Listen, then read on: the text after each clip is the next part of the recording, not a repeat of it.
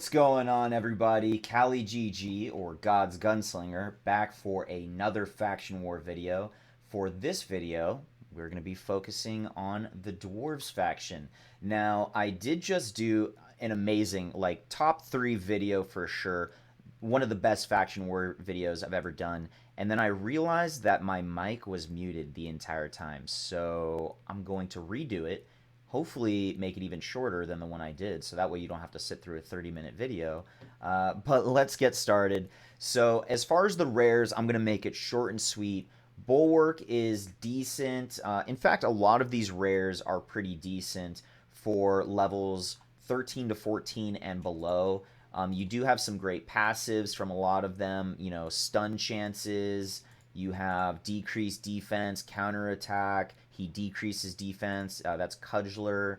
A lot of these rares, if you go through them, they have a pretty good kit. They have great abilities. None of them are really too terrible. However, you're going to have a lot of trouble pushing past the medium difficulty stages, 11 through 13 or so, into the end game stages with rares on this faction. And unfortunately, there's not a lot of variance to pick from. You have these rares; they're good but not great.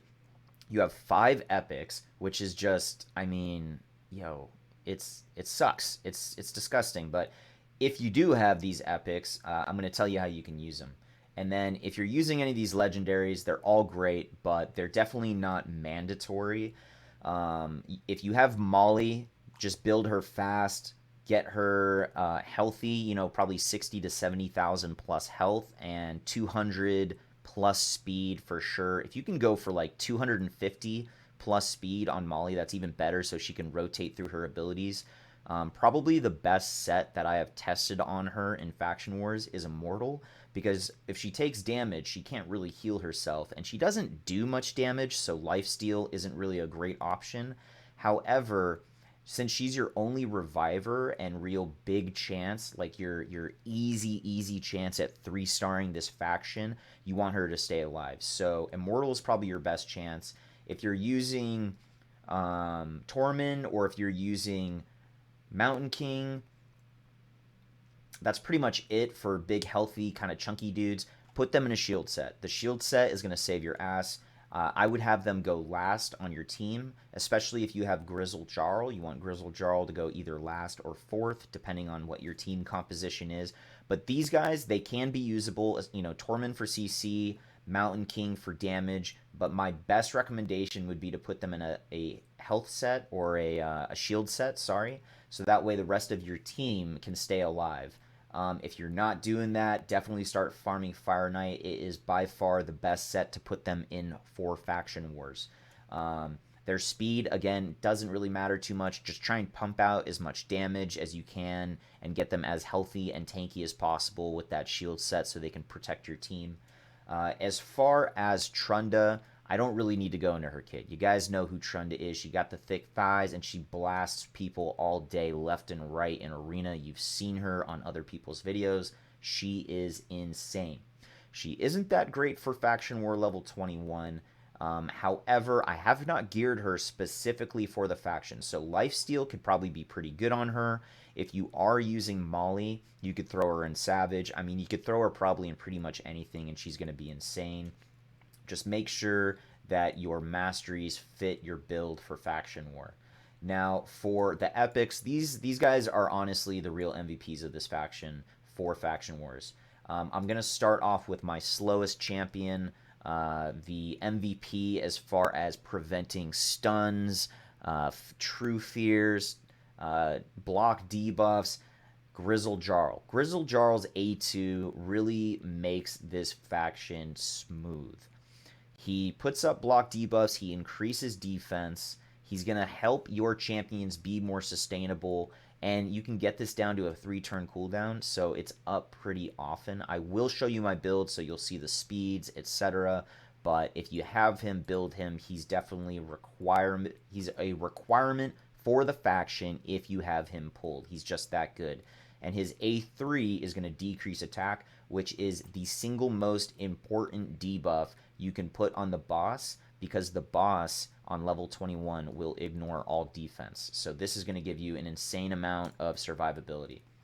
Now, rear guard is going to be your sustain. If you are not running Molly, run 1 or 2 rear guards, 2 if you have them, and you can rotate their allied protection to keep your team alive. This ability is amazing. It synergizes extremely well with 2, especially because of the continuous heal. However, if you only have 1, at least build her up so that you have some sustain. Then you don't have to depend on the lifesteal sets as much. And on her A1, she has a decreased defense, which is going to help you blast through those packs a little bit faster. Hopefully you'll land it on the boss, which is going to give you a lot more damage. And then her A2 is also going to synergize with Grizzled Jarl for decreased attack. And then it will also heal her for 25% of the damage inflicted. So great champion. She has good sustain. Again, I'd recommend her in a lifesteal set, and you'll see why in a moment. Rockbreaker was the first champion that really changed my Dwarves faction for me. He was my key to 3-starring this faction when I originally manualed it. And the reason why is this passive right here. If you book this out, even if you can't book it out, it's still pretty good. But if you book this out, you have a 50% chance of reducing the damage inflicted on him by 50%. So when you are getting attacked by the boss who ignores defense, and you have a 50% chance to reduce that damage, it's insane. It enables your entire team to just basically go ham on the boss without too much repercussions. And I'm going to show you how you force the boss to attack Rockbreaker. Now, Baratil Fellhammer, he has a pretty cool kit, but I found almost no use for him past level 20. I built him up to test, but he honestly, he just doesn't do that much damage. He is attack based. He has extremely low defense, which makes him just honestly terrible for this faction. And he just doesn't heal enough. He doesn't do enough with his kit. The thing that makes him unique is he places a counterattack on himself at the beginning of his turn and the end of his turn.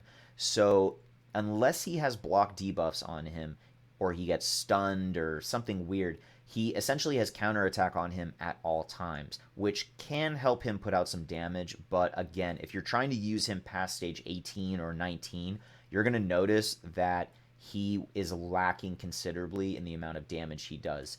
That doesn't mean he's not usable, especially if he's one of the only epics you have, but you're going to need to consider that when you're building him. You're going to need to get as much damage and sustain out of him as you can, and you're definitely going to want to partner him with another champion that has a shield set.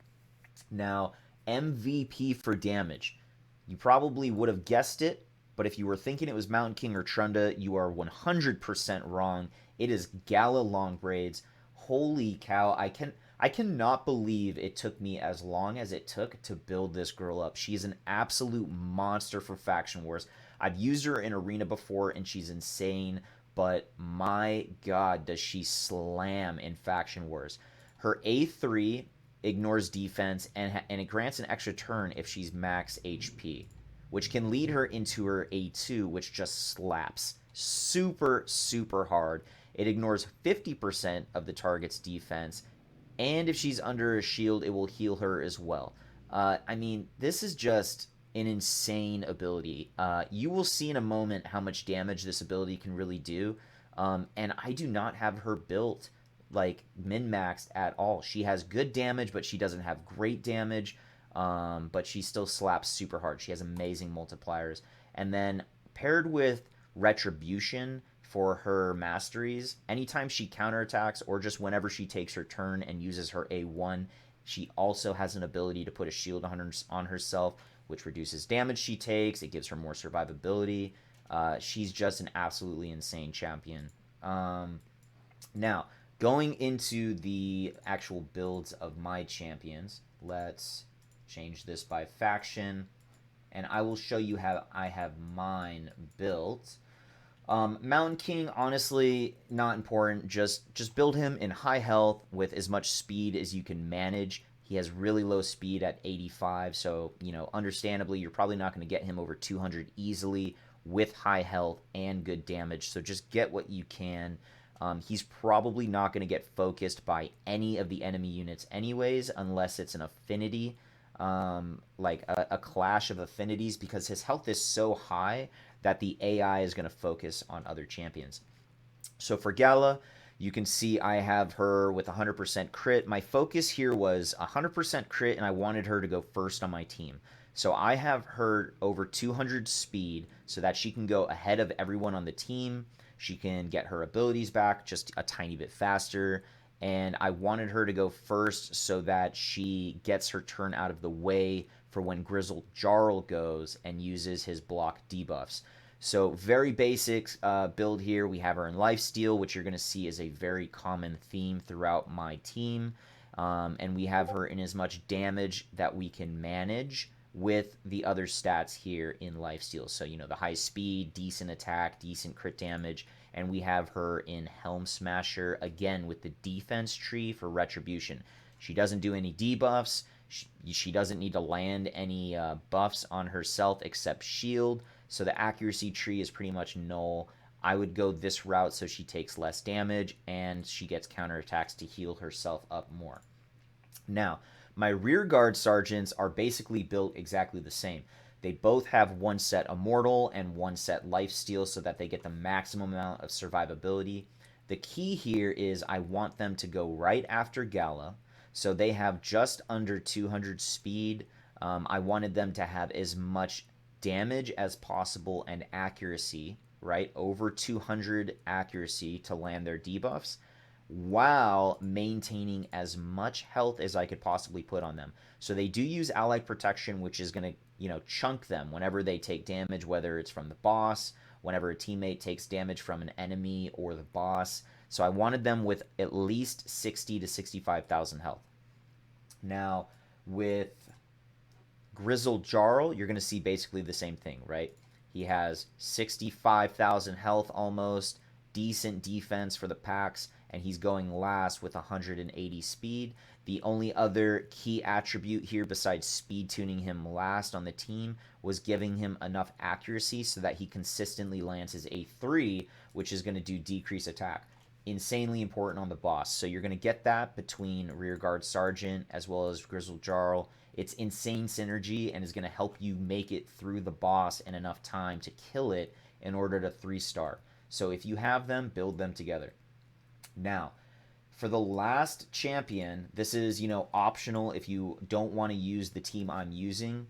The reason why I have everyone's health above 60,000 health is to take advantage of the enemy AI. So the way the AI works is it's going to attack whatever champion is either across affinity, has lower health by a certain margin, or has like no buffs or low buffs compared to everyone else on the team. So what we've done here is we've boosted up his defense a ton. We've made him go right after our rear guard sergeants, if that's what we're using instead of Gala. So Gala, we went first. In this, we went third.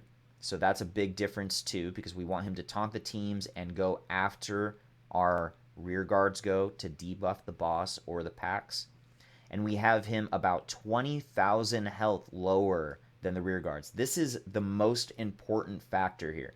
Of course you want him survivable. Of course you want him to be the right speed. And you want him enough accuracy and resistance to both land his provoke if possible, but to resist any debuffs so that he stays alive.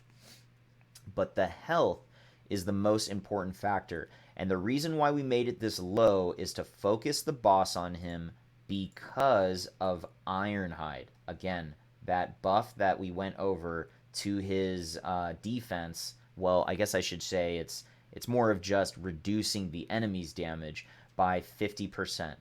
So when this procs, it's pretty much GG. And it has a 50%, so you got a 1 out of 2 chance. I don't know what to tell you. Get this booked up. It's insane.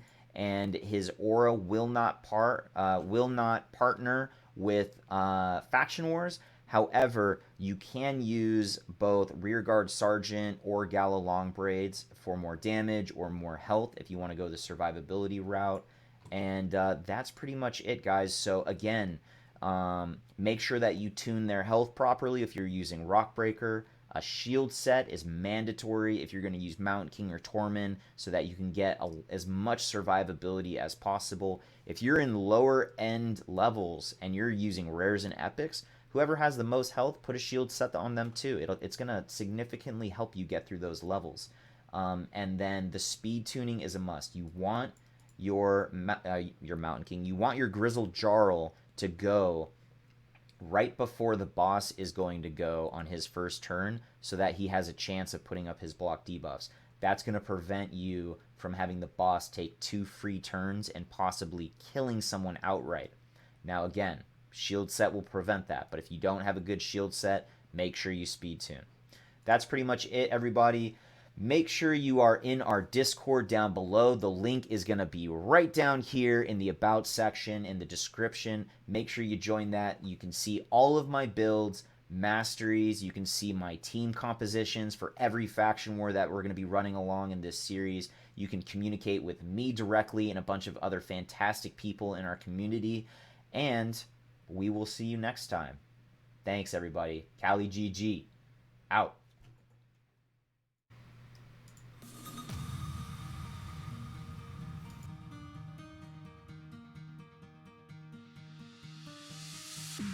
I'm sick of hearing the same story. Tales of another time. Encourage yourself.